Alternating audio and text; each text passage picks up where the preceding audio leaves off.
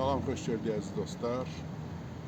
4 iyun 2026-cı il bir miqyaslı müharibənin 1462-ci günü, ümumi müharibənin 4488-ci gündür. Xoş gördük sizi əziz dostlar. Cəbhə bölgələrindən çox yaxşı xəbərlər gəlir. Həm Krımdan, həm cənub bölgələrindən. Səhər kefimizdə dediyimiz kimi cənub bölgələrində Rusların, yəni işğalçıların qaçması ilə bağlı xəbərlər ard-arda gəlməkdə davam edir.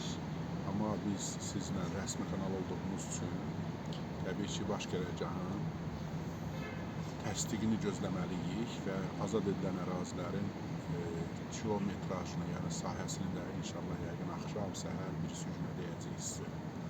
Bunlar öz yerində. Baş verən əsas məsələ Ukrayna silahlı qüvvələrinin pilot uçuş aparatları sistemlərinin Krımda və Cənub bölgəsində apardığı çox uğurlu əməliyyatlardır. Əvvəla Krımda Rusiyanın Svetyak adlanan gözətçi gəmisi məhv edilib. Şəkilləri də var. Magyar, deməli, bilirsiniz kimi deyirəm, silahlı qüvvələrin baş komandanı öz səhifəsində yerləşdirir və baş qərargahda təsdiq edir. Bununla əlavə Xersonda Panzer 1S sistemi sıradan çıxarılıb. Krım Muxtar Respublikasında müvəqqəti işğal altında olan ərazilərdə Ukrayna silahlı qüvvələri yenə də deməli, həm radiolokasiya sistemi və digər məsələləri sıradan çıxarıblar. Bunlarla bağlı inşallah axşam kefirimizdə biz sizlə ətraflı danışacağıq. Axşam kefirimizdə həmişə olduğu kimi Bakı vaxtı ilə saat 22:00-da olacaq.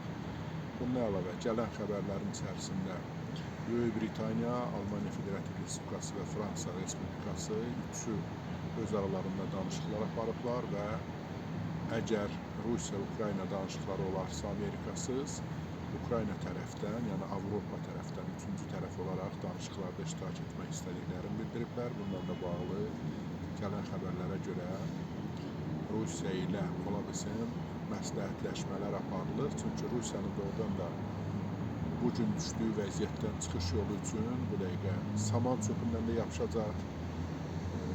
Nəyə gümanı gəlirsə onu edəcək. Bunlar təbii ki, mən belə başa düşürəm, yəni biz belə başa düşürük ki, bu aparıcı, yəni Avropanın müəyyən mənada sahibləri hesab edilən Böyük Britaniya, Almaniya və Fransa respublikalarının deməli, bu danışıqları belə deyək də, hardasa onun bazisi var, altyapısı var, kimlərləsə də razılaşdırılıb.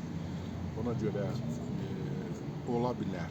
Çünki Amerika Birləşmiş Ştatları dünənki Senat dinləmələrində bildirəndən sonra ki, mən müharibənin tərəfiyəm və mənim tərəfim Ukraynadır və biz Ukraynaya silahlar veririk, Ukraynaya yardımlar edirik və dünənləri 400 milyon dolların dövlət katibi tərəfindən elan edilməsi ki, siz bilmirsiniz, mən dövlət başçısının təhlükəsizlik məsələləri üzrə müşaviri olaraq bildirirəm ki, Ukraynaya nəhəng kömək ediləcək. O ifadə, yəni doğrudan da deyilmişdi, deyilik dünənləri. Ona görə Amerika Birləşmiş Ştatlarının Rusiya-Ukrayna danışıqlarında iştirakı görünür ki, arxa plana keçir. Bu aydın idi, çünki həm də İrandakı baş verənlər, Körfəzdə baş verənlər, bunların hamısı sübut idi.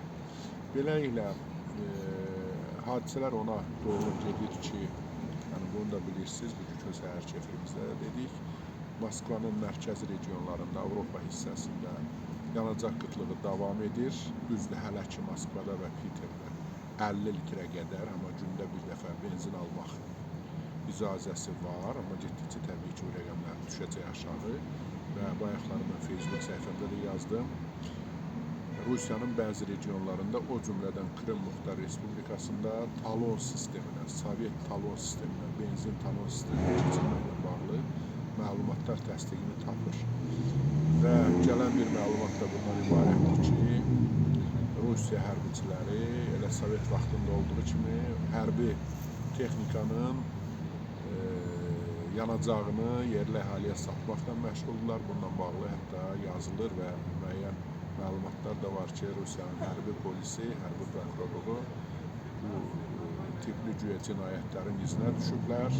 Çünki doğrudan da bilirsiniz də, defisit olan kimi, qıtlıq olan kimi bu qaçaqmalçılar, bu işbazlar, bu dəllallar yəni iş başına keçirirlər və bu günləri bu real vəziyyət bundan ibarət. Odur ki, əziz dostlar, axşam saat 10-da Bakı vaxtı ilə görüşəndə bu məsələlərin hamısını daha ətraflı danışacağıq və regionlardan gələn xəbərləri, Rusiya Silahlı Qüvvələrinin uduzmasının faktlarını sizə çatdıracağıq. İnşallah yəqin baş gələcək də bunlarla bağlı açıqlamalar verəcək. Hələlik dostlar. İnşallah görüşənə qədər.